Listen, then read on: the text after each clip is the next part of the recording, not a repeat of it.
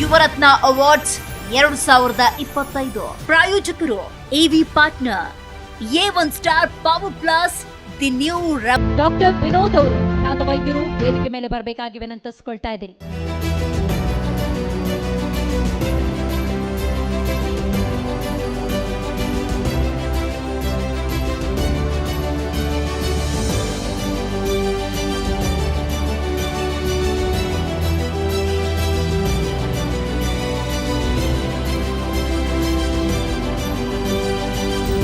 ತುಂಬಾನೇ ಖುಷಿ ಆಗ್ತಿದೆ ಸರ್.